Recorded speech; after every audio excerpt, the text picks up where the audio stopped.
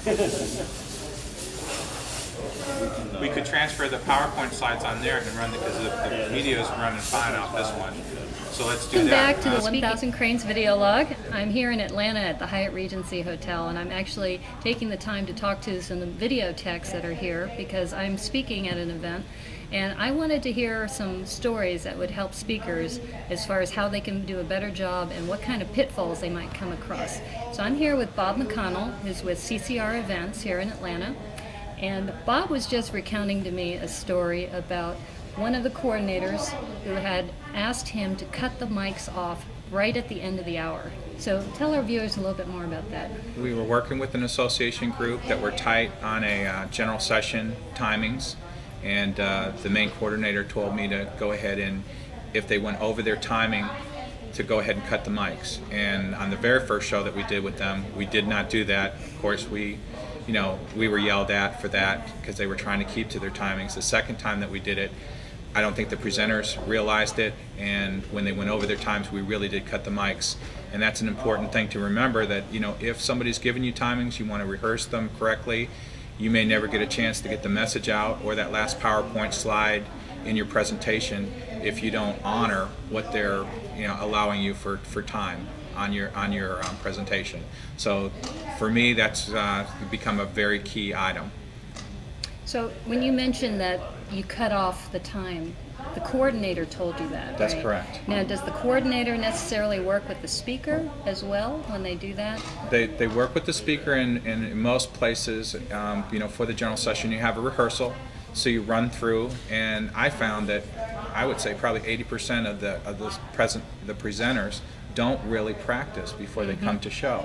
So practice is an important thing. Getting down within whatever, if you had 3 minutes or 5 minutes or 20 minutes, you should come really close. The professional speakers, if they have 20 minutes, like we had a speaker here for the NAAAP show, she was right on the money for her time. And all that is practice, practice, practice with a stopwatch if that takes, or with your timing script through a PowerPoint presentation. They time them out, and as long as you match up, I think you're in much better shape getting your message across. Right. And I think too it would help too, sometimes speakers should go ahead and work directly with the techs, because often the techs know this information and maybe the speakers did not get that information from the coordinator. And a lot of times you'll come and use your USB drive to put a presentation on a different system, and maybe your timings work perfectly on your laptop at home or the one that you use at the office, but you have to try it on what they're physically working in that general session room. So if you transfer your files over, make sure the timing is right on the machine that they're using in session. And I know from my own accord, we normally go through a timing setup for a whole show. And after that show, if a presenter wants to take some additional time, we make ourselves available to them so they can just run through their part. And most of that we have timing clocks there that we can place on them and allow them the opportunity to really kind of fine-tune their message and their presentation that they're going to use the following day.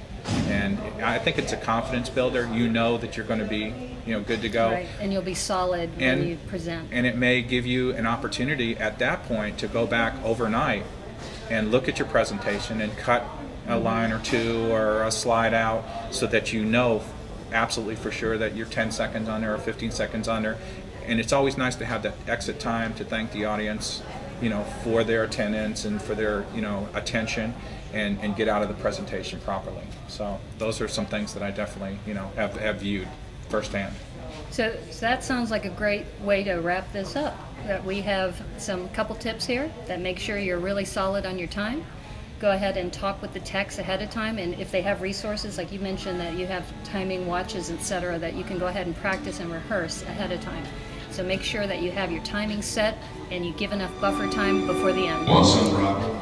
Thank you very much. It was nice. Appreciate it. You bet. If you don't